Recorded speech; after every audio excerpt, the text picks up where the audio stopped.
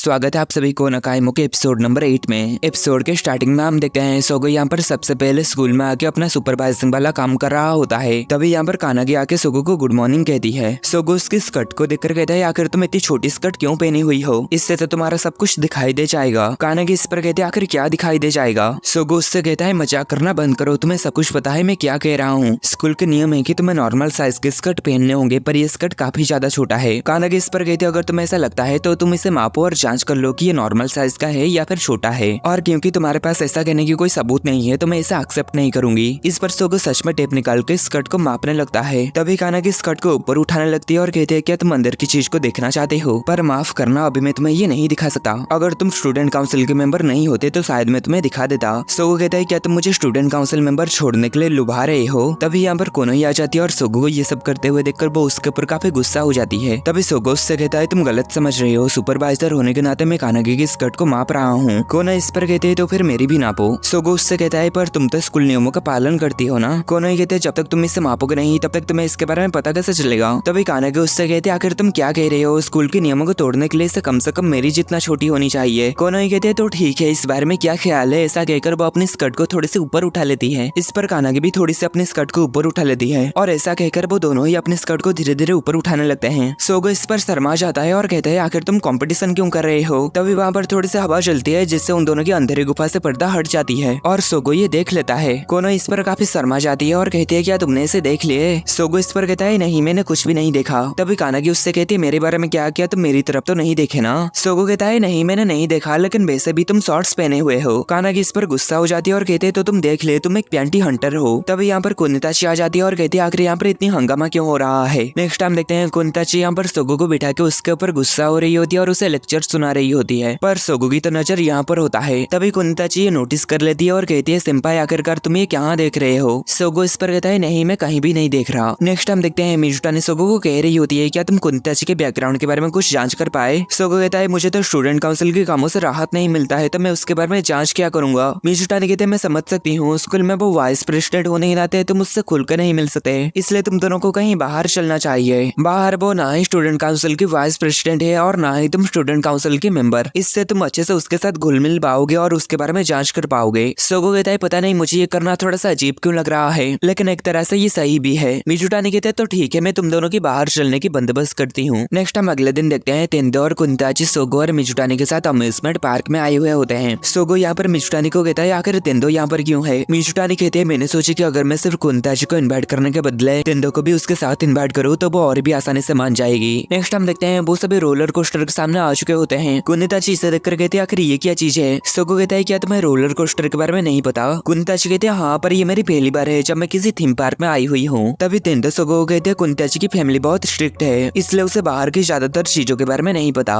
Next हम देखते हैं वो चारों रोलर कोस्टर में बैठ जाते हैं और जब ये चलता है तेंदो तो यहाँ पर डर के मारे रोने लगती है और कुनिताची को इसमें बैठकर मजा आ रहा होता है। नेक्स्ट हम देखते हैं उस राइड में बैठने के बाद तेंदो की हालत यहाँ पर पूरा खराब हो चुकी होती है। नेक्स्ट हम देखते हैं वो चारों हॉन्टेड हाउस के पास आ जाते हैं। कुनिताची ये देखकर कहती है आखिर ये क्या है। तेंदो इस पर उसे डराते हुए कहते ये बहुत ही ज्यादा डरावना हॉन्टेड हाउस है और आगे कहते तुम्हें यहाँ पर जाने से पहले सुसु करके आ जाना चाहिए, नहीं तो तुम अपने प्यांट में ही सुसु कर लोगी। पर हम आगे देखते हैं हॉन्टेड हाउस में जाके आने के बाद तेंदो ही सबसे ज्यादा डर गई होती है और कुनिताची यहाँ पर कह रही होती है इस तरह के भूत से सिर्फ बच्चे ही डरते हैं। तभी मिजुटानी अचानक से कहीं से एक डरावना मास्क पहन के उसके पीछे आ जाती है, जिसे देखकर कुनिताची काफी ज्यादा डर जाती है और सोगो से चिपक जाती है। नेक्स्ट हम देखते हैं वो चारों यहाँ पर आ जाते हैं। यहाँ पर जॉम्बिस को बंदूकों से मारा जाता है। जॉम्बिस के बारे में सुनकर तेंदो यहाँ पर काफी ज्यादा डर रही होती है। इस पर सोगो उससे कहता है अगर तुम्हें डर लग रहा है तो तुम अंदर मत जाओ। तेंदो कहती है नहीं मुझे जॉम्बिस से कोई भी डर नहीं लगता। तभी मिजुटानी कहते मैं उसके अंदर नहीं जा रही हूँ क्योंकि मैं जॉम्बिस को मारने में बिल्कुल भी अच्छी नहीं हूँ, तुम लोग अंदर जाके आओ, तब तक मैं आइसक्रीम खाते हुए तुम लोगों का इंतजार करती हूँ। आइसक्रीम का नाम सुनकर तेंदो को भी आइसक्रीम खाने का मन करती है। मिजुटानी इस पर कहती है क्या तुम भी मेरे साथ आइसक्रीम खाने के लिए जाना चाहोगी। तेंदो कहती है हाँ मुझे भी आइसक्रीम खाना है। नेक्स्ट हम देखते हैं कुनिताची और सोगो जॉम्बिस को मारने के लिए अंदर जाते हैं और तेंदो और मिजुटानी बाहर ही उन दोनों का इंतजार करते हैं। हम देखते हैं मिजुटानी यहाँ पर सोगो को आंख मार के कुछ इशारा करती है। देन हम देखते हैं जॉम्बिस को मारने के लिए अंदर जाने से पहले सभी को अपनी कपड़े चेंज करनी पड़ती है और सोगो यहाँ पर सोच रहा होता है कि लगता है मुझे ही अकेले कुनिताची की जांच करनी पड़ेगी। तभी यहाँ पर कुनिताची आ जाती है। उसे देखकर सोगो कहता है आखिर तुम इस तरह के स्विमसूट क्यों पहने हुए हो। कुनिताची कहते प्लीज मुझे इस तरीके से मत घूरो। वहाँ पर इसके अलावा और कोई भी स्विमसूट नहीं था। देन वो दोनों साथ मिलकर जॉम्बिस को मारने के लिए जाते हैं। तभी वहाँ पर उनके ऊपर काफी सारे जॉम्बिस ज़ॉम्बीज़ हमला कर देते हैं, पर हम देखते हैं कुनिताची उन सभी को बड़े ही आसानी से मार देती है। इस पर सोगो उसकी तारीफ करता है। तभी हम देखते हैं एक ज़ॉम्बी आकर उन दोनों के ऊपर काफी सारा स्लाइम गिरा देता है। सोगो कहता है मैं समझ गया, तो इसलिए यहाँ पर आने से पहले हमें स्विमसूट पहन के आने के लिए कहा गया। कुनिताची कहती है ये स्लाइम कितना घिनौना है और वो गुस्से में उस ज़ॉम्बी को मार देती है। सोगो कहता है तुम तो ऐसे चलाने में बहुत ही अच्छी हो। देन वो ऐसे ही एक एक करके सभी ज़ॉम्बीज़ को मारने लगती है, पर तभी एक ज़ॉम्बी अचानक से कुनिताची के सामने आ जाता है। सोगो ये देखकर जल्दी से उस ज़ॉम्बी को मार के कुनिताची को बचा लेता है। कुनिताची इस पर उसे थैंक यू कहती है। देन वो दोनों वापस से सभी ज़ॉम्बीज़ को मारने लगते हैं, पर ज़ॉम्बीज़ खत्म ही नहीं हो रहे होते हैं। तभी फिर से एक ज़ॉम्बी कुनिताची के सामने आ जाता है, पर इस बार कुनिताची उसे किक मार के खुद से दूर कर देती है। नेक्स्ट हम देखते हैं वो दोनों एक जगह पर पहुंचते हैं। वहाँ पर चारों ओर ज़ॉम्बीज़ उन दोनों को घेरे हुए होते हैं। तभी वहाँ पर लाइट चली जाती है। आगे कुनिताची चिल्लाते हुए कहती है मुझे बचाओ, ज़ॉम्बी मुझे छू रहा है। सोगो इस पर उससे कहता है चिंता मत करो, मैं यहाँ पर हूँ ना।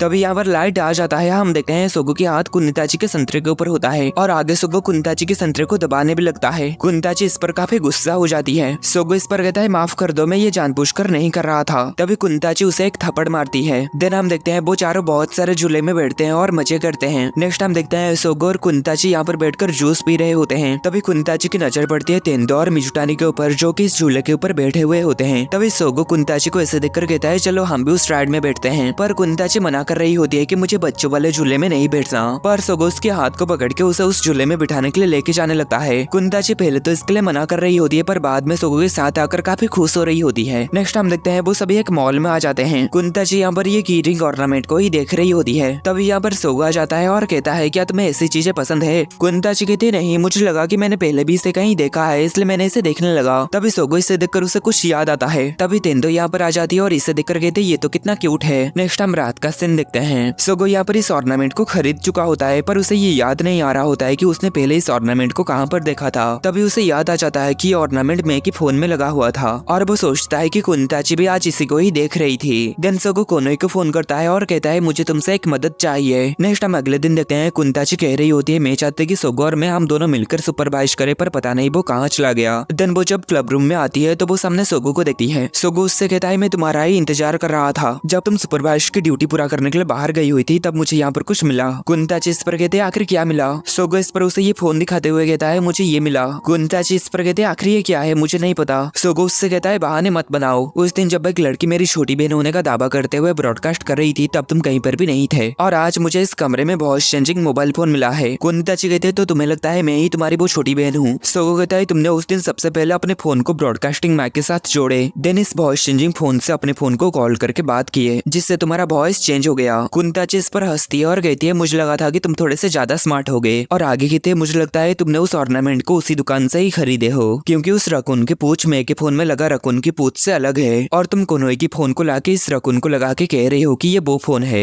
तभी सोगो उससे कहता है हाँ ये सच है कि ये मैकी फोन नहीं है, पर तुम्हें कैसे पता चला कि मैकी फोन कैसा है? इस पर कुनिताची की भांडा फूट जाती है और वो कहती है मुझे नहीं लगता और ज्यादा इस सच को छुपाया जा सकता है। और आगे वो कहती है हाँ मैं ही उस दिन तुम्हारी छोटी बहन बनके वो ब्रॉडकास्ट की थी। एक दिन स्टूडेंट काउंसिल के साथ बोर्ड ऑफ डायरेक्टर की मीटिंग होने वाली थी, लेकिन उस दिन सिर्फ डायरेक्टर गेंडा ही आए। हम देखते हैं डायरेक्टर गेंडा यहाँ पर कहते हैं मिकाडो नो कुमागोरो का एक बेटा स्कूल में पढ़ता है, क्या तुम्हें पता है? कुनिताची कहती है हाँ क्या आप सोगो के बारे में कह रहे हैं, मैं उसे अच्छे से जानती हूँ। गेंडा कहते हैं क्या तुम्हें इस अफवाह के बारे में पता है कि मिकाडो नो कुमागोरो की एक बेटी है जो कि इस स्कूल में पढ़ती है? जिस पर कुनिताची काफी हैरान होती है और कहती है मुझे ये पता नहीं था, मैं पहली बार आपसे ये सुन रही हूँ। गेंडा कहते हैं मैं चाहता हूँ कि तुम मिकाडो नो कुमागोरो की बेटी के बारे में पता लगाओ और मुझे बताओ। कुनिताची इस पर कहते पर क्यों, आपको इसके बारे में क्यों जानना है? गेंडा कहते हैं मिकाडो नो ग्रुप के साथ मेरा एक बिजनेस होने वाला है, मुझे उस बिजनेस डील में एडवांटेजेस चाहिए ताकि मुझे कुछ फायदा हो सके। देन प्रेजेंट में यहाँ पर सोगो कहता है तो क्या गेंडा मिकाडो नो ग्रुप को धमकाना चाहता है? कुनिताची कहते हैं लगता है वो उस जानकारी का कुछ फायदा उठाना चाहता है, मुझे इस तरीके के काम में किसी की भी मदद करने से नफरत है, पर मेरे पास और कोई भी रास्ता नहीं था क्योंकि मेरी एंगेजमेंट डायरेक्टर गेंडा की बेटे के साथ हो गई है। सोगो ये सुनकर काफी हैरान होता है। कुनिताची कहती है मेरी मॉम डैड ने मेरी शादी गेंडा की फैमिली में करने के लिए डिसीजन ले लिए हैं, इसलिए मैं गेंडा की किसी भी रिक्वेस्ट को मना नहीं कर सकी। पीछे मुड़कर सोचती हूँ तो मैं लगभग हार मान ली थी, लेकिन एक दिन मुझे वो मोबाइल फोन कूड़े के ढेर में मिला